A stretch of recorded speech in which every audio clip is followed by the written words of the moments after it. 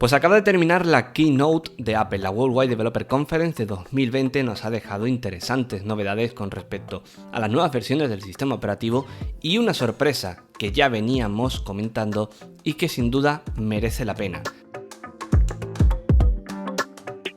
Vamos a empezar por las novedades de iOS 14. La nueva versión del sistema operativo de Apple para su teléfono, para el iPhone, viene centrada prácticamente en la experiencia de usuario, y para ello lo primero que cambia es la pantalla de inicio. Ahora vemos unos widgets más grandes, unas especies de carpetas dinámicas que recuerdan mucho a lo que Windows hizo con sus tiles y donde algunas aplicaciones destacan por encima de otras por una simple cuestión de tamaño. Aunque lo más interesante es que ahora vas a poder eliminar aquellas pantallas que no te interesa tener.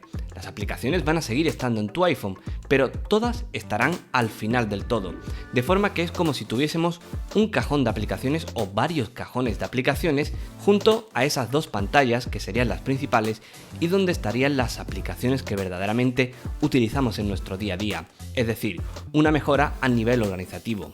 Una característica también interesante que incluirá iOS 14 es el modo Picture in Picture, con el cual vas a poder continuar viendo una serie en Apple TV Plus, un vídeo en YouTube y demás, mientras haces otras acciones.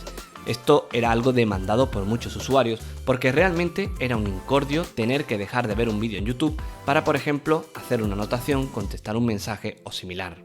Luego también tenemos que llegan mejoras a Siri. El asistente de voz de Apple ha mejorado y sobre todo ha mejorado a nivel de interacción, y es que ya no ocupa toda la pantalla.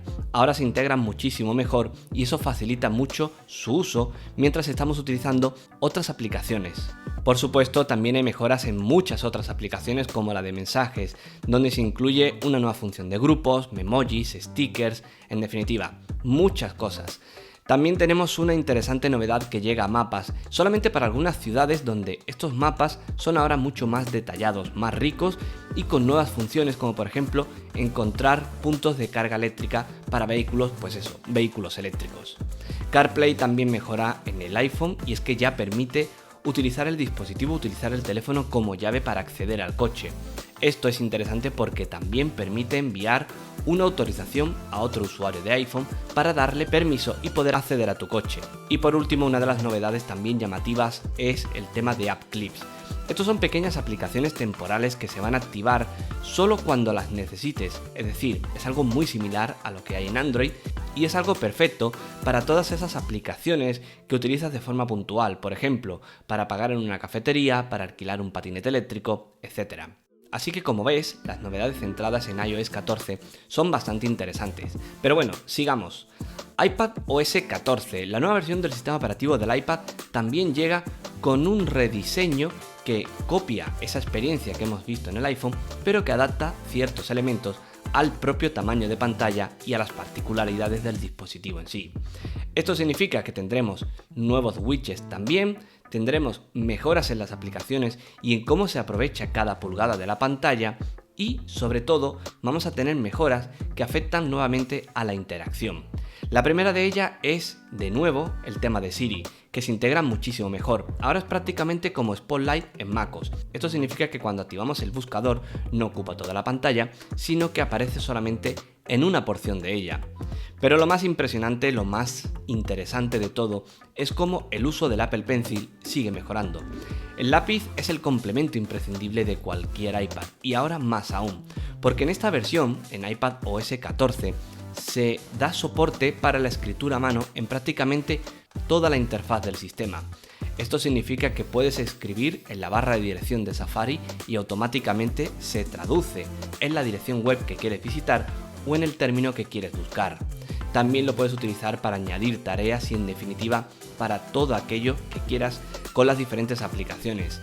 Todo esto se realiza mediante, unas nuevas opciones implementadas que es capaz no solamente de detectar el trazo, sino también de convertir algunos objetos en formas más estilizadas a partir de ese garabato. Y a partir de aquí, bueno, hubo también novedades para los AirPods. El nuevo software, sobre todo el que va a afectar a los AirPods Pro, va a incluir interesantes novedades a la hora de, ofrecer una mejor conexión entre dispositivos, de forma que los auriculares van a entender perfectamente qué dispositivo tiene prioridad y se conectará a él automáticamente. Pero sobre todo, en los AirPods Pro va a llegar una novedad muy interesante, el audio espacial. Esto significa que los auriculares van a ser capaces de detectar tu posición y sobre todo de reproducir sonido con una sensación espacial mucho más rica, algo de lo que ya os hemos hablado en el output, donde tenéis más información para entender bien qué significa todo esto del audio espacial y por qué es tan importante e interesante. Y luego tenemos novedades en Apple Watch OS que mejora a la hora de cuantificar la actividad física, que ahora es capaz de medir incluso tu ejercicio cuando bailas y que también introduce la demandada función de medición de sueño, una medición mucho más completa y que también afecta a cómo se comporta la pantalla, la propia interfaz, mientras estás durmiendo. Y como curiosidad, el reloj también detecta cuando te lavas las manos y empieza un contador para que estés exactamente el tiempo que tienes que estar y te laves las manos de una forma concienzuda. Y antes de pasar a la parte clave de esta keynote, hablemos un poco del Apple TV y del HomePod. Los dispositivos y sus sistemas operativos también mejoran, introducen novedades que mejoran la experiencia con HomeKit, como por ejemplo la luz adaptativa, una característica que va a permitir que las bombillas inteligentes que tengamos en casa modifiquen tanto su intensidad como la temperatura de color en función de horas y otros parámetros.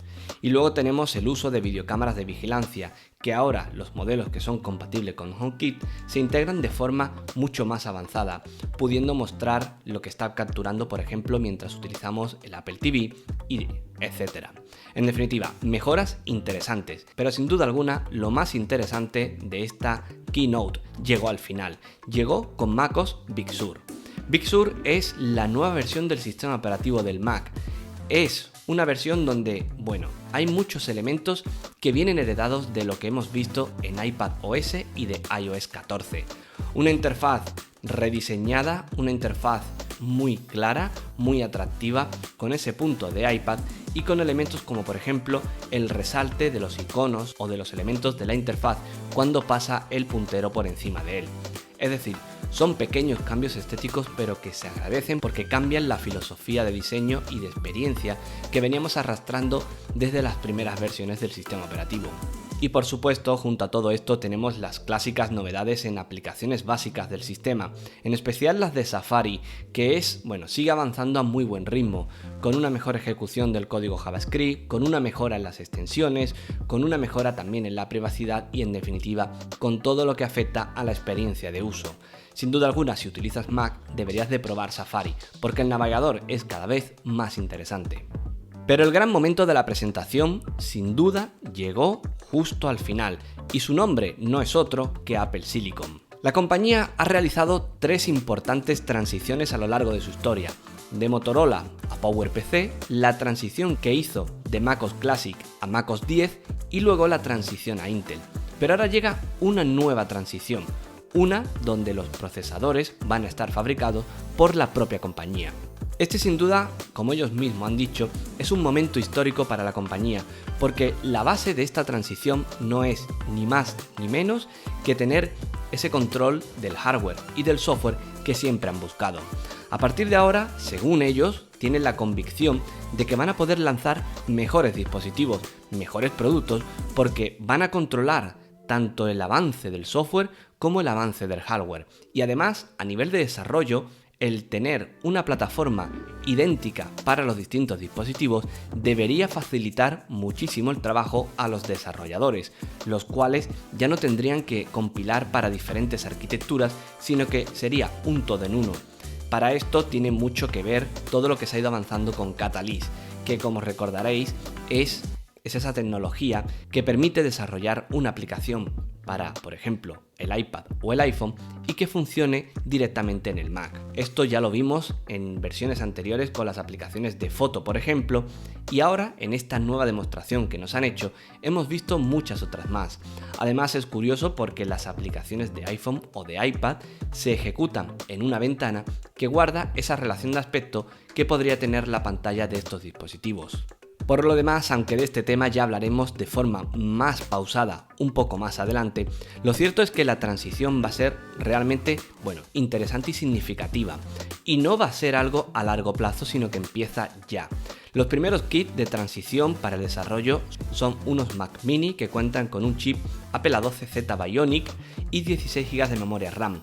En la demo que mostraron, las aplicaciones se ejecutaban de una forma muy fluida y prácticamente nadie sería capaz de distinguir que se está ejecutando en un Mac que no incluye un procesador de Intel. De este modo, con la transición ya iniciada, el primer Mac con procesador ARM llegaría a final de año y en cuestión de 2 años, todos los equipos de Apple incluirían sus propios procesadores. Es decir, con esta keynote, con este anuncio, comienza la época Apple Silicon.